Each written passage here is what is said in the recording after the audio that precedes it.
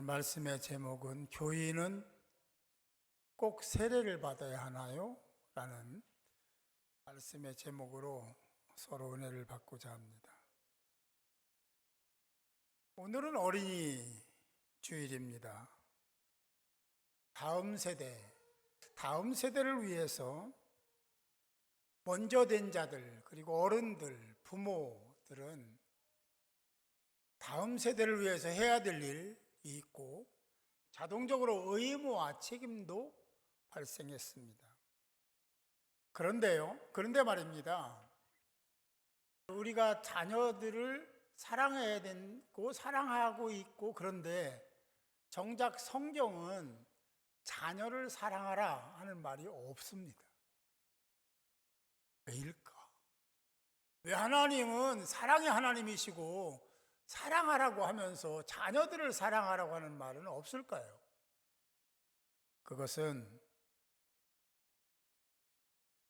하나님의 창조 섭리에 들어있기 때문에 그렇습니다. 다시 말하면 하나님 우리 인생을 조성하시고 만드실 때 우리 마음에, 우리 심령에 중요한 DNA를 심어 놓으셨는데, 그게 뭐냐면 어른들은, 부모는 자녀를 사랑해야 된다. 그래서 그 마음이 우리 마음에 심겨져 있습니다. 새겨져 있습니다. 제가 여러분들에게 자녀를 사랑하지 마세요 그러면 목사님 무슨 말씀하시는 거, 이렇게 할 것 같아요. 그죠? 당연한 건데, 부모가 자녀 사랑하는 건 너무나 당연하잖아요. 근데 사랑하지 말라고 하면 사랑하지 않을까? 그렇지 않죠. 사랑하지 말라고 해도 사랑하는 것이 부모의 마음. 왜 이렇게 됐냐면 하나님이 자녀 사랑의 마음을 심어 놓으셨기 때문에 부모는 자녀를 사랑하게 되어 있다. 성경에 자녀를 사랑하라 하는 말씀 없는 것이 이게 좀 아이러니 아니냐라고 생각할지 모르지만 그게 아니라 은혜다. 하나님의 은혜요 사랑이다 오히려 라고 해석하는 것이 맞다라는 생각을 합니다. 대신 자녀를 사랑하라 하는 대신에 뭐라고 하시냐면 마땅히 행할 길을 아이에게 가르치라. 할렐루야. 그게 맞는 거죠. 우리는 이미 자녀 사랑은요 가르치지 않아도 다 그렇게 합니다. 근데 우리가 안 하는 것이 있는데, 아이에게 할 일, 말씀을 가르치는 일은요 자기가 취사 선택을 해서 합니다. 잘 안 가르쳐요.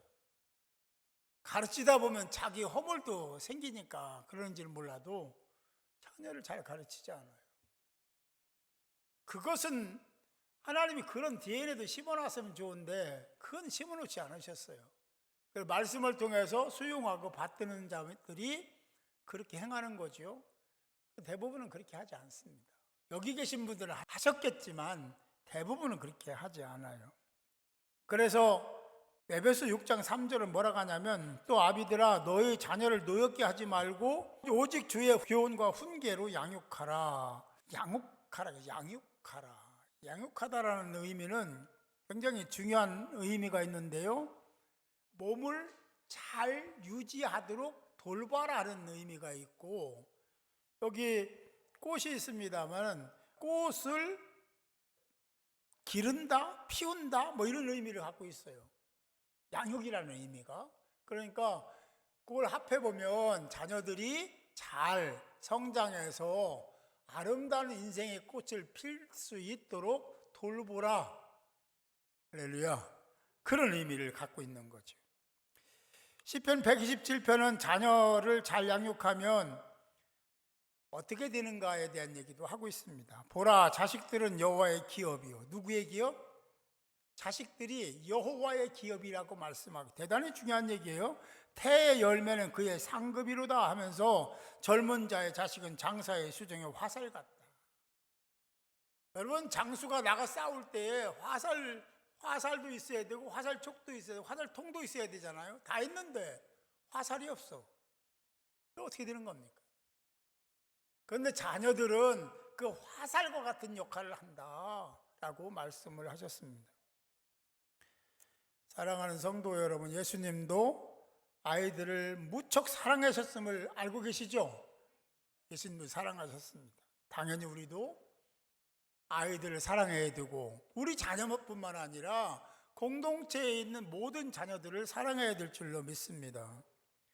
그래요. 미국 속담에 이런 속담이 있습니다. 우리 아이들을 오늘 바르게 가르치거나 훈련시키지 못하면 미래에 내일 죄수가 될 수 있다라고 했습니다. 죄를 질 수 있다는 거죠. 그러니까 지금 그렇게 행하기 전에 우리가 잘 가르치고 바르게 양육해야 될 의무와 책임이 먼저 된 자 어른들에게 부모에게 있다는 말씀이기도 합니다. 성경에 보면 당연히 그렇게 해야 되는데 그렇게 행하지 못한 대표적인 한 사람이 있습니다. 제사장입니다. 엘리 제사장. 그런 자녀들이 정말 천방지축으로 망나니 짓을 했습니다. 잘 아시잖아요. 홈리와 비느하스였는데요. 그들이 잘못하는 것을 야단치고 꾸지람하고 바른 길을 하도록 하지 못했습니다. 결국 하나님이 심판하셨죠. 그리고 다 비참하게 죽습니다. 그래서 하나님은 무시로 자녀들을 가르치고 자녀들에게 말씀을 강론하라고 말씀하고 있는 겁니다. 19절입니다. 또 그것을 너희의 자녀에게 가르치며 집에 앉아있을 때든지 길을 갈 때든지 누워있을 때든지 떠날 때든지 이 말씀을 강론하고 라고 말씀하고 있습니다. 여기서 가르치다라는 말이 나와요. 이 말도 굉장히 히브리 언어로 굉장히 중요한 말이 있습니다. 그러니까 이 히브리어로 가르치다는 것은 마음에 심어줘라, 새겨줘라 하는 의미가 있어요. 조금 더 강한 뜻이 있는데 마음에 찔러 넣어줘라. 이제 이걸 보통의 말로 얘기하면 쑤셔 넣어줘라. 마음에 찔러 넣어주라고 말씀을 하고 있습니다. 굉장히 중요하기 때문에 하나님 말씀에 대해서 자녀들이 늘 들어야 되고 그 말씀대로 살아야 되기 때문에 이런 말씀을 하셨고요. 또 다른 의미가 하나 있는데 그것을 그렇게 하는 것이 억지적인 면이 지금이라면 지금은 또 어떤 의미가 있냐면 입속에 넣어주어 맛을 느끼게 하라. 하나님 말씀을 그렇게 가르치고 강론해서 그 맛을 스스로 느끼고 그렇게 살 수 있도록 만들어주라는 의미도 가르치다라는 의미 속에 있더라 하는 것입니다. 사랑하는 성도 여러분, 우리가 자녀들을 늘 말씀으로 양육해야 될 줄로 믿습니다. 아니 우리 자녀뿐만 아니라 새가족들에게도 늘 말씀을 얘기해야 되고 말씀의 중요성을 얘기하고 왜 그렇게 살아야 되는지도 가르쳐야 될 줄로 믿습니다. 심리학에 이런 말이 있습니다. 제가 그런 얘기도 오래 많이 동일시라는 말을 많이 했잖아요. 동일시라는 말이 나오는데 그냥 동일시가 아니라 증오적 동일시라는 말이 있어요. 같이 해볼까요? 증오적 동일시. 이게 무슨 말이냐면 정말 그렇게 하는 게 마음에 안 들어. 싫어. 어른들이 그렇게 하는 게 정말 싫어. 나는 절대로 그렇게 안 할 거야. 그러면서 미워하고 증오까지 하는 거예요. 누가? 자녀들이. 어른들이 하는 것을 보면서. 여기 우리 교회는 그런 관계가 없겠지만 그럼 상당히 많이 있습니다. 제가 언제 한번 소개했잖아요. 아버지가 처벌을 얻었어요. 처벌을 얻어서 처음에 자녀가 제 친구인 겁니다. 얼마나 싫어하고 얼마나 미워했는지 몰라요. 거의 아버지를 저주하다시피 했습니다. 아버지를 아버지라고 안 부르고 그랬습니다. 그런데 그가 나중에 성장해서 결혼했어요. 또 처벌을 얻더라고요. 어떻게 얘기할 수가 없어요. 그렇게 싫어했는데 아버지를 그렇게 증오했는데 자기가 그 길을 가더라. 이게 뭐냐? 심리학에서 말하는 증오적 동일시입니다. 그래서 먼저 된 어른들이 자녀들 앞에서 잘해야 된다. 돈을 보여야 된다. 제가 그래서 심지어는 싸우려고 하면 아이 놓고라도 저기 나가서 싸우고 들어오라고 그러잖아요. 그게 필요해요. 그러면 아이들이 부모가 싸우는 걸 못 보고 자라나면 안 싸웁니다. 근데 발 토닥거리고 싸우는 거 보면요, 소꿉장난 할 때 보면 그래 똑같이 하잖아요. 응? 여러분, 우리가 먼저 된 자로 그리스도의 사랑을 가지고 본을 보이는 삶을 아이를 위해서도 나를 위해서도 하나님을 위해서도 공동체를 위해서도 그래야 될 줄로 믿습니다. 그래서 뭐라고 하냐면 마땅히 행할 길을 아이에게 가르치라. 그리하면 늙어도 그것을 떠나지 아니하리라. 어릴 때부터 해야 된다는 말씀을 하고 있습니다. 오늘은 어린이 주일입니다. 다음 세대를 위해 우리는 헌신해야 되고 봉사해야 되고 배려해야 되고 품어줘야 되고 그들에게 본을 보이는 삶을 살아야 될 줄 믿습니다. 다음 세대 우리의 자녀는 곧 이 시대의 희망입니다. 우리의 희망입니다. 나의 희망이고 그들의 희망입니다. 다음 세대를 등한시하면 안 돼요. 요즘 같으면 더 귀하고 그렇게 귀할 수가 없어요. 엊그저께 제가 보고 말씀도 한번 드렸는데 지나가다가 배가 불룩 나온 임신하신 엄마를 봤어요. 신기한 거예요. 제가 배불러 이렇게 예전에 많이 봤거든요. 요즘엔 배부른 사람을 볼 수가 없어요. 그래서 박수 쳐줘야 된다고 했어요. 우리는 자녀를 많이 낳아야 되고 하나는 뜻입니다. 자녀를 많이 낳는 것은 아이들을 위해, 자녀를 위해서도 낳아야 됩니다. 그래야 인성이 생기고 서로 배려도 하고 사랑할 줄도 알고 다른 사람 입장도 배려할 줄 아는 거예요. 그리고 부모에게 효도도 하는 겁니다. 혼자 키우면요, 하나 키우면요, 효도 받을 생각을 아직 포기하세요. 안 될 겁니다. 자기 중심이거든요. 자기 마음대로 하거든요. 다른 사람 배려 안 하거든요. 그리고 우리가 늙었을 때 생각해 보세요. 하나 나면요, 효도 안 합니다. 아니, 다 그런 건 아니에요. 여기 혼자 계신 분은 또 효도하는 분이 계시니까 예외는 있지만 보편적으로 그렇다는 거예요.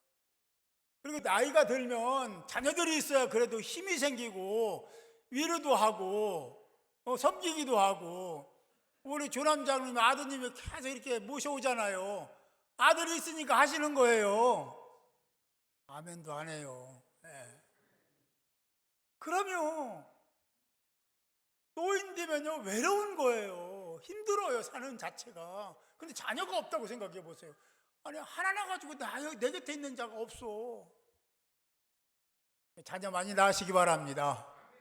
결혼하고 자녀도 많이 낳아야 돼요. 그게 하나님 뜻입니다. 그래야 국가적으로도 좋고 교회적으로도 좋고 가정적으로도 좋고 본인도 좋고 부모도 좋은 거예요. 낳으면 하나님이 다 기르십니다. 걱정할 거 없어요. 60년대 70년대도 하나님 다 기르셔서 여기 어르신들 그때 다 거쳐 오신 분들이잖아요. 어려운 시대를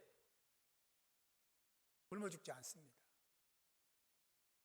그래요. 오늘 어린이 주일에 우리가 이런 얘기를 하는 것을 이해해 주시기 바랍니다. 어린이들이 소중합니다. 어린이들이 없어요. 섬기려고 해도 어린이들이 없는 시대가 되어버렸으니까 이거 큰일입니다. 전 세계적으로 제일 먼저 나라가 없어질 나라는 대한민국이라잖아요. 다 아시는 바겠지만 오늘 어린이날인데요, 지체운동을 벌이고 있는 우리가 오늘 세례를 받는 어린이들도 있고 아기들도 있고 성도들도 있습니다. 이 세례의 의미가 어떤 것인지를 우리가 살피고 세례를 받아야 되지 않을까 싶어요. 이미 세례를 받은 자는 꼭 생각해야 될 게 있습니다. 오늘 세례를 베풀고 이게 아니라 저를 포함해서 이미 세례를 받은 분들은 내가 세례의 목적 의미대로 살고 있는지 살아왔는지를 생각해야 됩니다.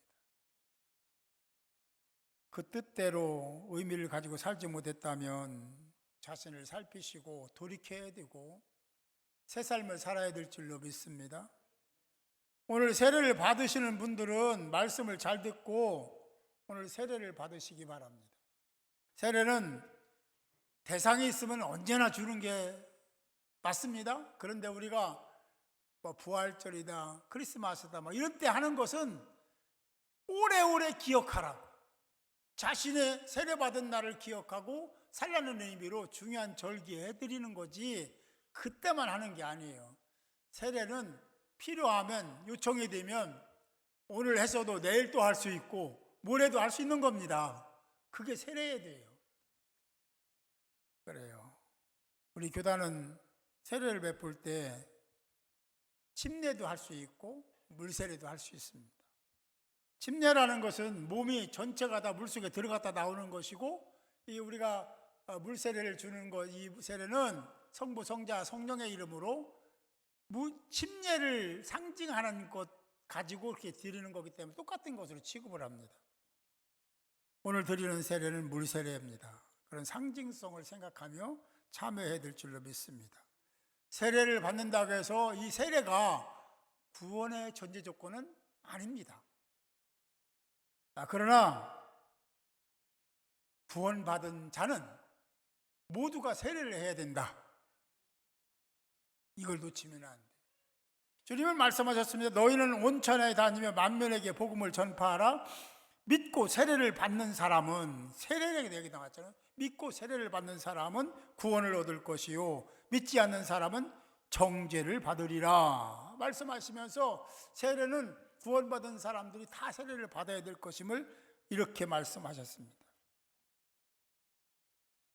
물세례는 앞에서 말씀드린 대로 상징적 의미를 가지고 있고요. 오늘 베푸는 세례가 그런 세례라고 말씀을 드렸습니다. 로마서 6장 4절에 보면 그러므로 우리가 그의 죽으심과 합하여, 그는 누구예요? 예수 그리스도죠. 예수 그리스도의 죽으심과 하나가 되어 합하여 세례를 받음으로 그와 함께 장사되었나니라고 하면서 말씀하죠. 이게 무슨 말이냐면 우리가 이 세례를 받음으로 그와 함께 죽고 그가 예수 그리스도가 부활하신 것처럼 부활에 참여할 수 있는 자가 된다는 거예요. 이 세례는 곧 구원의 상징입니다.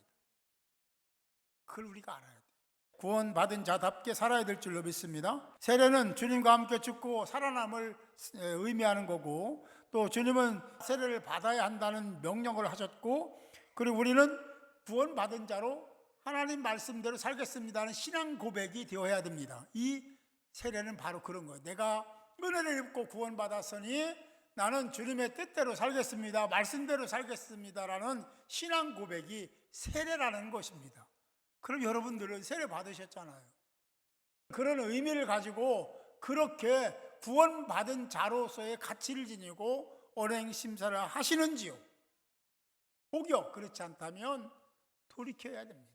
그리고 하나님 말씀대로 살아가는 자가 되어야 될 줄로 믿습니다. 마태복음 28장 8장을 계속 보면 세례를 주어 제자를 삼으라 했고, 제자는 온 천하에 다니며 복음을 전하라고 말씀을 하고 있습니다. 이게 우리에게 주어진 의무거든요. 책임입니다. 세례는 언제나 베풀 수 있지만 아무에게나 주는 것은 아니다. 다시 말씀드리면 죄를 회개하고 구원의 확신이 있어야 주는 겁니다. 그럼 목사님, 우리 아기들은 어떻게 되는 겁니까? 그래서 아기들을 유아 세례 줄 때에는 부모가 세례 받지 않으면 주지 않습니다. 부모 중에 한 사람이라도 세례를 받았어야 돼요. 그렇지 않으면 유아 세례를 받을 수도 없고 주지도 않습니다. 그래서 부모가 그 아이를 양육하고 복음을 받게 만들고 15세가 되면 견신예를 하게 되고, 그렇게 해서 19세가 되면 정회원이 되는 것입니다. 세례를 받으면 하나님의 가족이 되고 지체가 됨을 믿으시기 바랍니다. 우리는 지체 운동을 벌이고 있어요. 그래서 하는 겁니다. 그 성경에 보면 갈라디아서 2장에 뭐라고 하냐면 우리의 세례는 세례 받는 것은 그리스도로 옷 입는 것이다 라고 말씀하고 있습니다. 어린이 주일을 맞이하여 서로 사랑하고, 내가 사랑해야 될 대상이 여기 아이들까지도 포함해서 사랑의 대상임을 확인하시고 서로 사랑해야 된다는 가치를 가지고 지체가 돼서 살아가는 주의 거룩한 자녀들이 될 수 있기를 축복합니다. 특별히 어린이들과 아이들은 보호가 필요합니다. 도움이 필요해요. 그래서 어른들이 있어야 되고 어른들의 특별한 사랑을 받아야 됨을 믿으시기 바랍니다. 그래서 말씀대로 양육하고 가르치고 섬기고 본을 보이고 여러분들이 해야 될 일입니다. 의무요 책임입니다. 그랬을 때 우리 모두가 함께 건강한 지체 공동체를 이루고 하나님께 영광 올려드리는 복된 교회가 될 줄로 믿습니다. 아무쪼록 저와 여러분들 그런 믿음을 가지고 오늘도 내일도 오늘부터 시작해서 매일매일이 행복하고 승리의 삶을 살아가는 복된 자들이 모두 되시기를 주님의 이름으로 축복합니다.